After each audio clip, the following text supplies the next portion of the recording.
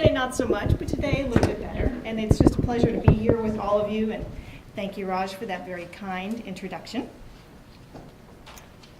And welcome to the Facebook Live audience. Over there? Back there? Where are they? Over here. Okay. Everywhere. Terrific. We're glad you're here. Well, I don't know if you've heard, but there is a thief on the loose in my neighborhood and probably in yours. And that thief is stealing from each one of us. They're stealing our most precious moments. They're stealing our work days. They're stealing money out of our wallet. And on the street, he goes by the name Migraine. I don't like him. I know you don't like him either. And I'm here to ask you, what if you could get back some of that time? What if you could get back some of the things that that thief has stolen from you? I think it's possible. I think it's possible for us to get back some of the days and weeks and months of life that Migraine has stolen from us. To get back that family reunion that we spent in a dark room, to get back some of our kids' glory moments, get back those important work days that you really wanted to be a part of. Get back that New Year's Eve party that you paid, a lot for those tickets, and you had to cancel at the last minute for a trip to the ER. That's what we're trying to do. And my question for you is, what would you do with all that time if you got some of that time back? How would you invest that time?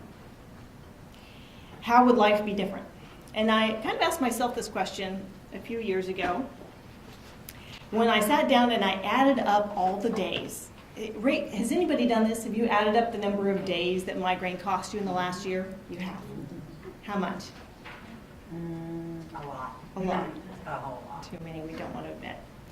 So I added it up over the course of my life, and I was shocked at the number. 10 years.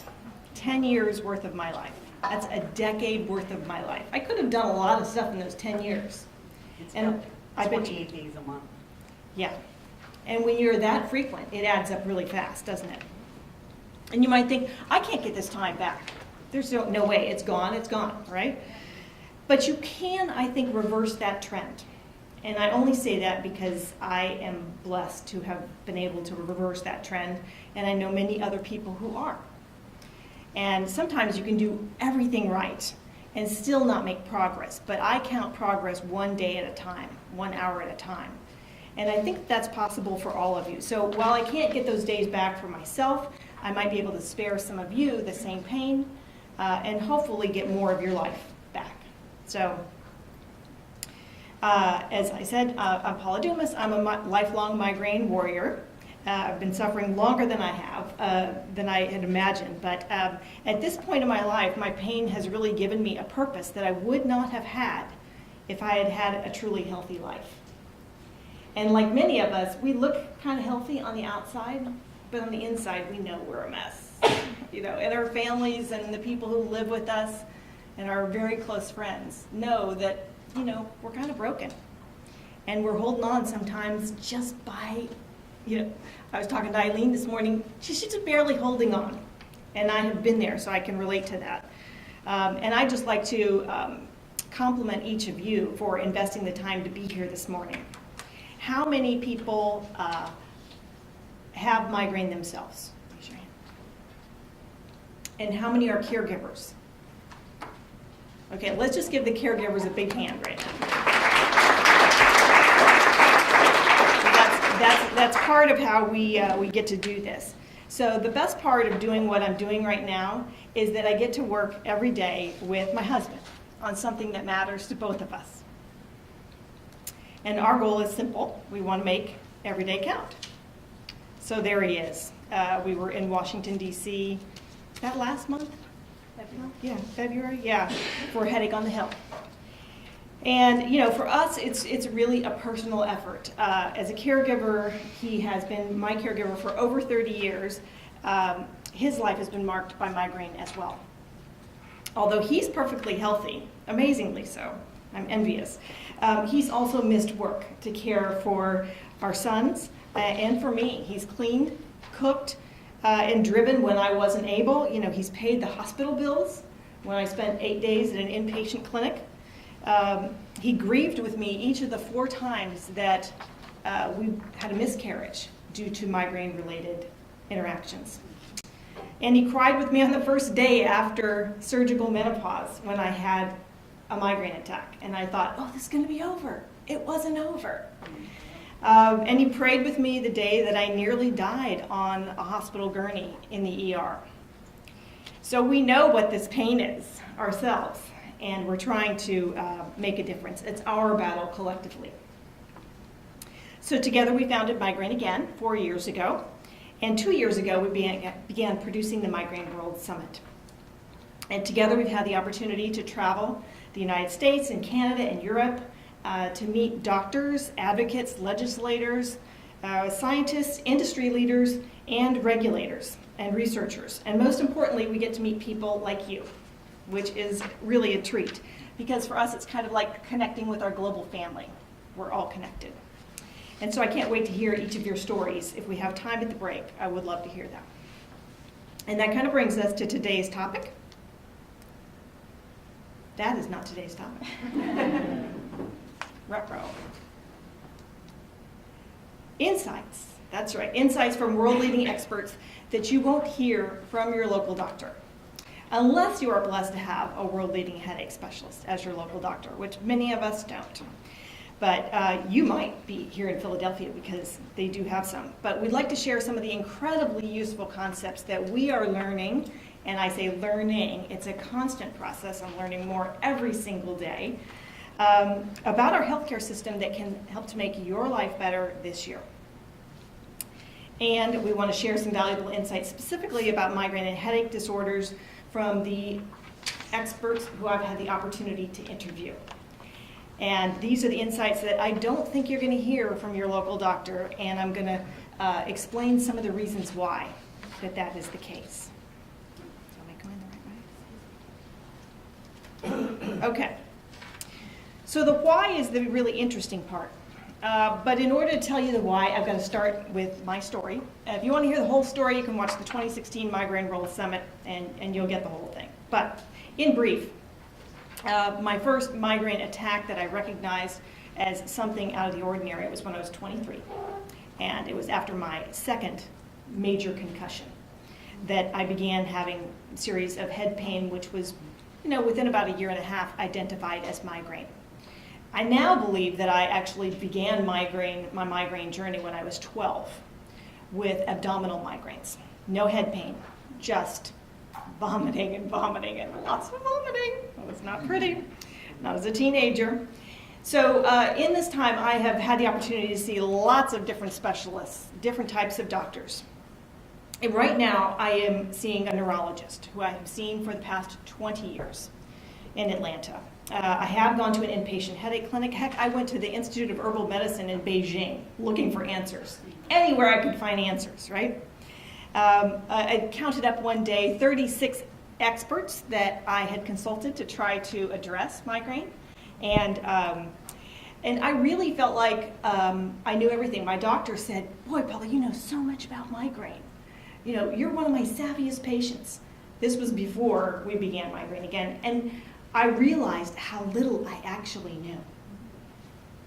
I really, got a lot of information from doctors, got some from the internet. I read every newsletter that I could find. I'd read a few books. I tried all kinds of wacky diets. And I thought I knew a lot, but I really didn't.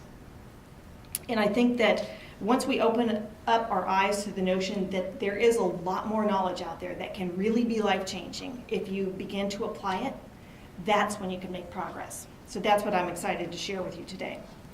At my worst, I was 25 out of 30 days a month and taking 10 pills a day to prevent those attacks. And after menopause, I was still 8 days out of 30 days a month, which was about when we started Migraine Again. And I thought, this is not the way I want to spend these years of my life, if I can help it. So it was really time for me to get serious. Do more research, prioritize. And so the opportunity to do something like this is precious, and I'm grateful for it. And guess what? I have good news. I'm now averaging about 1 day out of 30 a month. That's a lot of life back. And as you can imagine, I'm incredibly grateful. Some days it's worse than others. It's very hard to get through the entire Migraine World Summit month without having an attack. That's always my goal, and Carl Cincinnato and I are checking in constantly with each other on that to see how we're doing. But that's 7 days a month times 12 months. That's 84 days in a year. That's almost 3 months of life back every year. That's pretty cool. So I want that for each of you too. First, I want you to understand why you may not be making that kind of progress if you're relying upon your local doctor alone. I did it again. Okay. There we go. So the first reason is, and you might be surprised by this, lack of medical training. So the American Headache Society says that many of us are seen by GPs and neurologists. Many of us will see a gynecologist, maybe an ENT, sometimes a dentist. These are doctors who, while they can be excellent doctors, they get little to no training in med school in headache medicine. Little to no training. And unless they're going out and getting continuing education in headache medicine, and some of them do, they're not going to find out the things that we have learned from these specialists. The U.S. Pain Foundation says that doctors get less than 4 hours of training in med school on pain medicine. Who's in pain? Anyone else in pain? Yes, I would like for them to be trained a little bit more on that. And then across all subspecialties, doctors get no training in nutrition, which is a major factor in migraine and pain management. Food can either be, your medicine or your poison, depending upon your sensitivities, your personal sensitivities. And collectively, that leaves a lot of the responsibility to us. We have to become the CEOs of our own healthcare and own it. And when you do that and stop relying upon the doctor to provide you with all of your answers, I promise you will make progress and you will feel empowered in the process.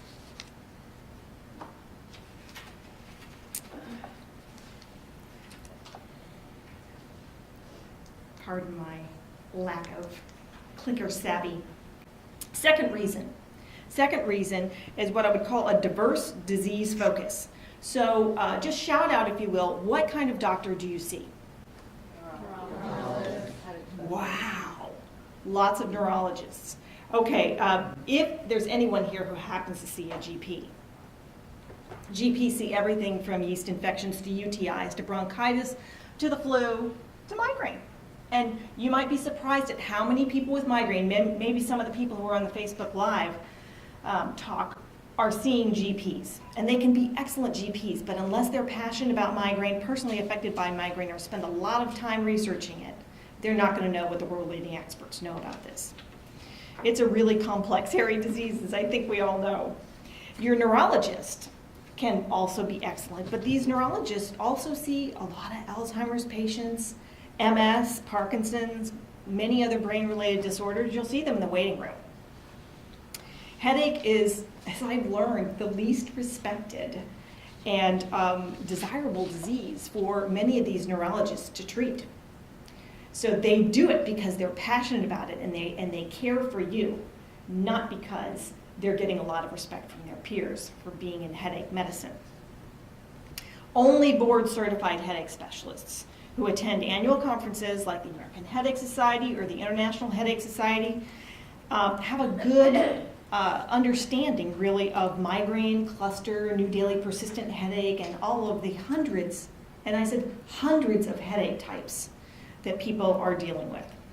And the problem that we have is that there are not enough of them.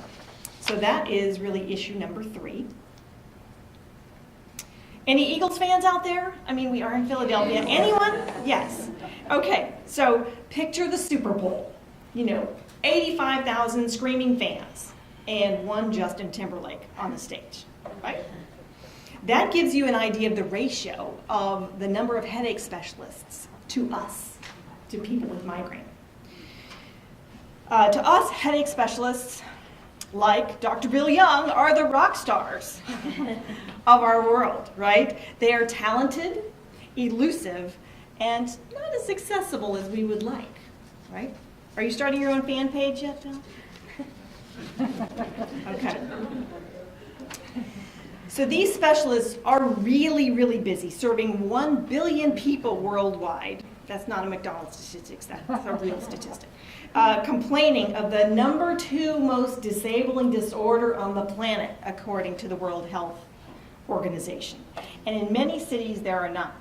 So I came in from Atlanta, where I have lived for the past 20 years. And in Atlanta, we have 5 million people. Guess how many board-certified headache specialists we have? 1, and he only sees children. Okay, so now you know why I see a neurologist. So you are really lucky here in Philadelphia to have access to some great doctors. If you can find one of these specialists, you might wait 6 months to get in to see one. And if you're getting attacks 8 days per month, that's 48 days of painful waiting just to get in to see that doctor. So what happens when you get in to see the doctor? This is issue number 4. There's not enough time. There can't be enough time because they have a lot of people to see, right? They're not trying to cut you short. But this is a really complex disease, and the appointments are time pressed. As you know, doctors are under constant pressure from insurance companies to say you can only spend a certain amount of time with patients. One estimate said 7 minutes is about how much time you get with your doctor. And for me to describe my last migraine attack, that would take 5 minutes right there. And we haven't even gotten to patient education or treatment yet, right? So again, it's up to you to understand everything about the disease that you're fighting, to show up really well prepared to make the most of those 7 minutes with your doctor. And so again, it's up to you. Kind of keep that thought in your mind. It is up to you. But we're going to try to help you. The number 5 issue here is that migraine messes with your life too. Has migraine messed with your life? Anyone? Yes. It has a disabling impact on our life and our work and our family. And even the most enlightened, compassionate doctor is not going to have much time to discuss the impact that this has on your life. So many people do turn to a pain psychologist or psychiatrist who can help them through this, and that can be life-changing again for you. I think it messes with, our marriages, can derail our careers and mess with our friendships. These are really painful, emotionally painful issues. Sometimes hurt more than the physical pain itself. One of the great discoveries that I made in meeting so many of these headache specialists is that well over half of them also suffer from migraine or headache, or their lives have been marked by migraine. They have a family member, a child, a husband, someone like that, or a wife who has migraine. And because they have that, they get it. They really understand. So you've seen some of the obstacles. The deck kind of feels stacked against us, right? Can we make any progress at all in this scenario? And as we asked ourselves this question, we said the answer we thought was right in our laps. What might that be? So what if we could ask all of our questions of these experts on film? And what if we could take that and share that with the entire planet, anybody who had a cell phone or an internet connection? Wouldn't that be cool? And so we started inviting them, and they said yes, because they also have a heart to help more people than they could possibly see in a given day or a given week or a given year. So they truly have become rock stars.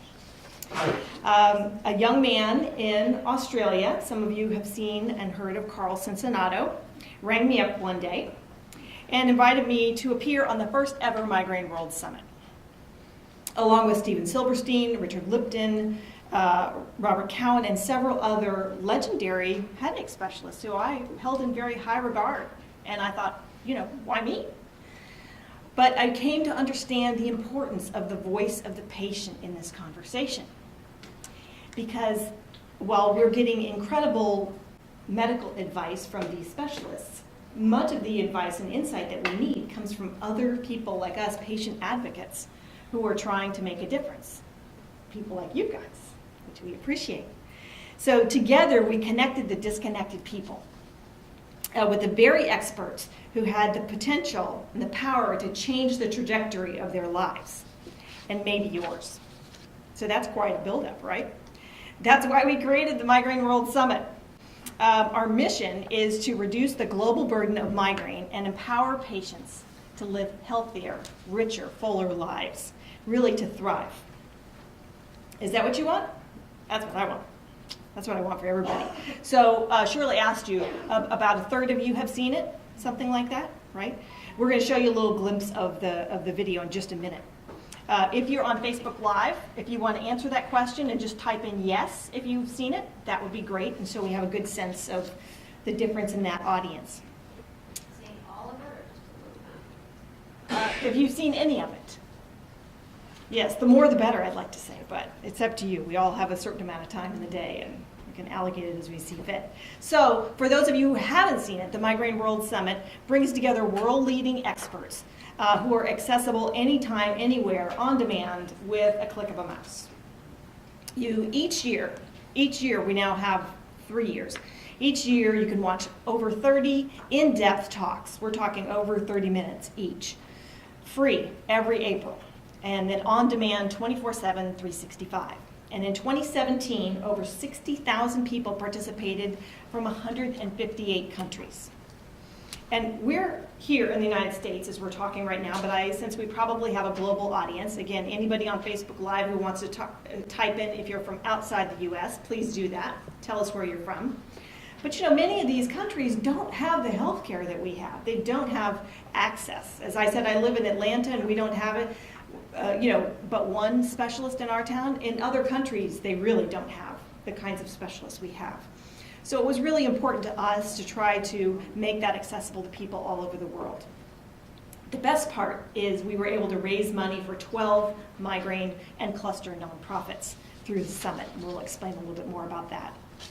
And the best part for you is you get insights from these world-leading experts. The summit was founded by patients, for patients, and each year we go out to our community and ask for questions. What questions do you want us to ask these specialists? We have this precious time with them, and we want to make sure that your questions get answered. And that's how we build the schedule for the summit. That's how we figure out who we're talking to and what we're talking to them about. And then that private community gets together online, and it's a group of people who are really focused, probably like all of you for showing up here today, really focused on getting well and getting well together. And I truly believe that we can get better together. So as I said, we have specialists and we have patient advocates participating in this. Some of the patient advocates you'll hear from this year, Terry Robert and Audrey Craven and some others. We've had Lisa Jacobson, Janet Geddes, Bob Wold. These are some really wise, insightful people who have a lot to say and a lot that we can learn from each other about them.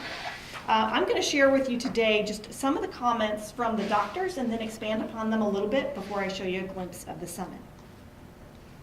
The first one, and these are just some key insights that I don't think that you'll hear from your local specialist, although you may have heard it from your neurologist. It's so basic, but I did not learn this for the longest time. It's really understanding the science of the migraine brain. Some have called it hypersensitive. I like David Dodick's term for it. He calls it a very responsive brain. It responds to all the stimuli that are out there. And when you have a brain like that, you have to care for it a little bit differently. Just like when you're driving one of those high-maintenance imported automobiles. It requires more maintenance than the average brain. Timothy R. Smith, MD, gave this advice. He says, the migraine brain likes stability. You want to stay steady. This is not your friend. You want to stay as steady as you can. Well, life deals you natural curves, right? And so you want to try to even them out and keep as steady as you can. And for me, I liked a lot of action in my life, and this sort of seemed kind of dull and not much fun. But I thought, do I really want to be dull and healthy or exciting and sick? I think I'm going to go for somewhat dull and healthy and have my fun in small doses when I feel good. That's my choice. Your choice is yours. But one of the things I loved about his talk was he shared his personal story. So as I said, many of these people are also migraine warriors. How many have migraine in your family? Raise your hand. lot. And if you're on Facebook Live, just type in a yes, I have family members and who they are. He has migraine all over his family. He's got several kids. He can trace it back to his grandfather. It's rampant in their family. So also for him, it's personal. His career choice was absolutely obvious. And so I really appreciated that.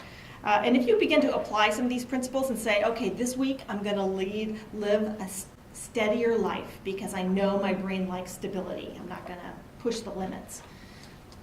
You may feel better. This one, I didn't want to listen to this advice. This is Robert Cowan from Stanford. He said, my patients who do the best are the ones who take things like sleep hygiene, good sleep hygiene, regular meal scheduling, exercise, seriously. Seriously? I do all that stuff. I said defensively, I do all that. I drink enough water. Don't tell me to drink more water. Until I sat down, as I said, I got serious. And so I read the stat, oh, you're supposed to drink half your body weight in ounces each day. Oh, I do that, don't I? So I filled up a couple of pitchers and did the math. And then I started measuring. And for 2 weeks, I set an alarm on my phone, and I forced myself to drink the amount of water that I was supposed to. Guess what? I wasn't drinking enough water. Okay, this is basic. This is free. This is free, right? You don't have to get a prescription for it. It's in your tap. So you guys are probably much smarter than I am and much more disciplined, but this was just a basic thing that I needed to do to get better. And he's right. And if you take each one of them one by one, there is progress. There's an opportunity for progress there. And tracking is just essential. So you know this gentleman. He's going to speak to you later today, Dr. William Young. He said, it's not always migraine. And one of the things about migraine is, we know that society doesn't take it very seriously, but sometimes it can be very serious. And then sometimes we can get scared and think that it's more serious than it is. So we talked with him in depth about how to know if this is really a threatening situation or not, as you're assessing your own health and your family members are trying to do that. So if you have some unexplained weakness of your arms or face or blindness or a variety of neurological symptoms or signs, then you'd better get an MRI.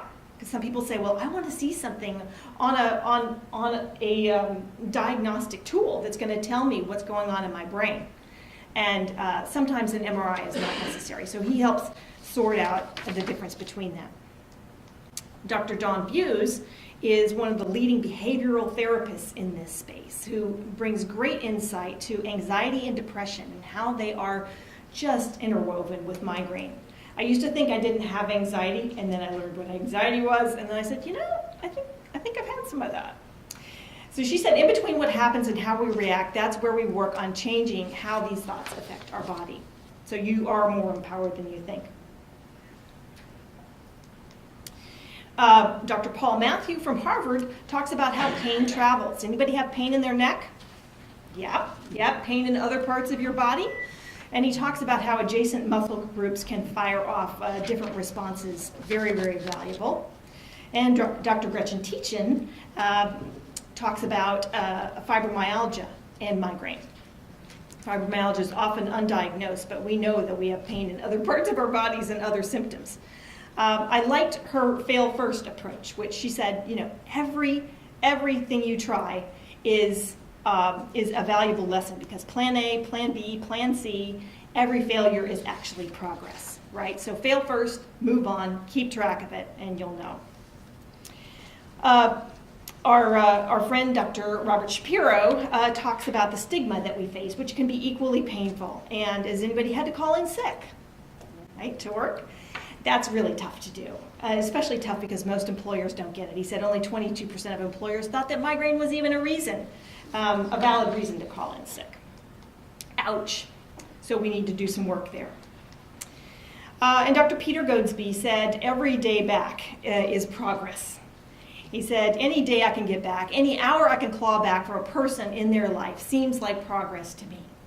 So you may not get back as many days as I've gotten back, but if you get 1 day back a month times 12 months, that's huge. That's progress. Think about what you can do with that. So that's enough of me talking. I'd like for you to hear directly from the doctors themselves and some of the other people who experienced it. How are we going to play this? I got it. You got it? Thank you. So you'll just see this, it's about a 5-minute clip from the summit and some of the people who experienced the summit and are part of the summit community. Well, it's said that migraine is not a serious illness. I think that's said by people who don't have it and never met anyone who does. We have 520 headache specialists for 37 million people. It is not enough.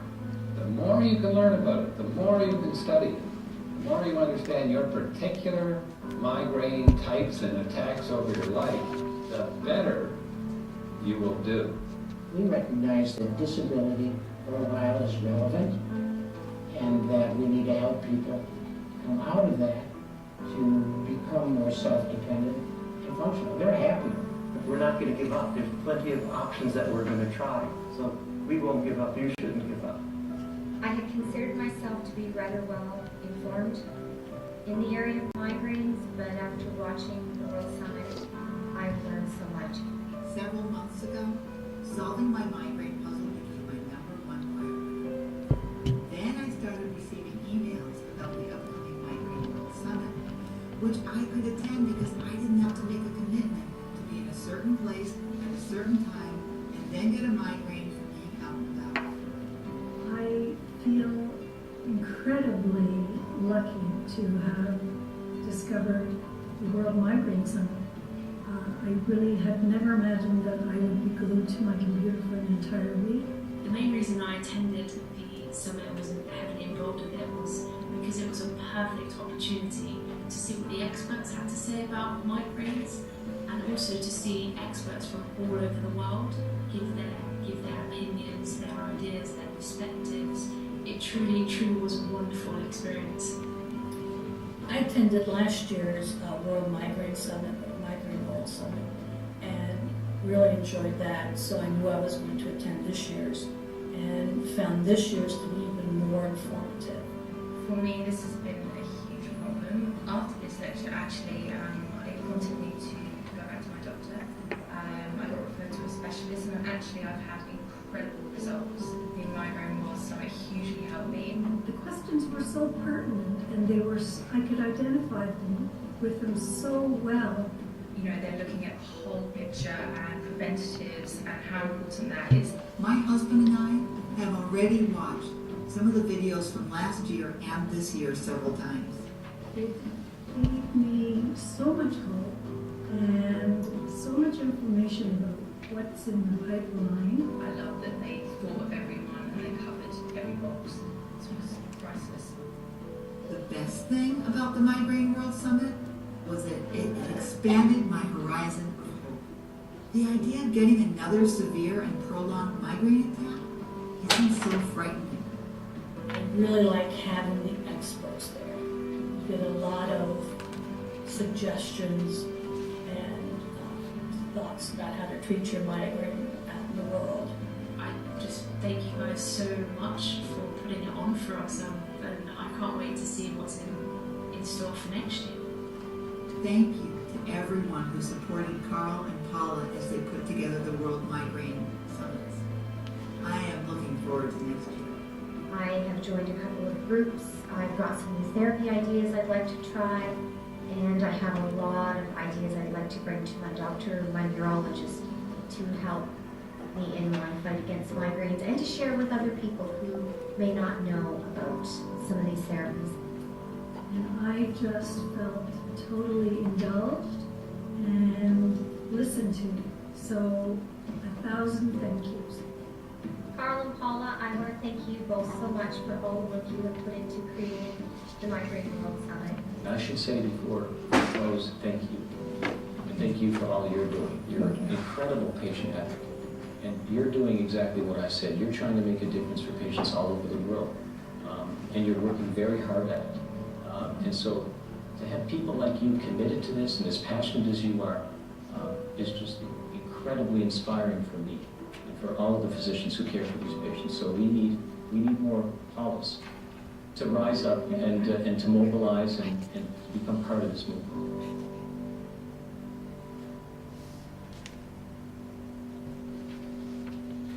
So kind of a shameless plug, forgive that. Yes. But truly, it's been one of the most rewarding things that I have had the opportunity to do in my career, and just a privilege to be a part of it. Really, when I see the way that it impacts people's lives. So I'm very grateful for that. And I'd like to invite you to join us this year. So if you don't have it on your calendar already, it's April 18th through 26th. It's going to be live, free, online, everywhere around the world. You do have to register in order to be a part of it, so you can go ahead and do that online.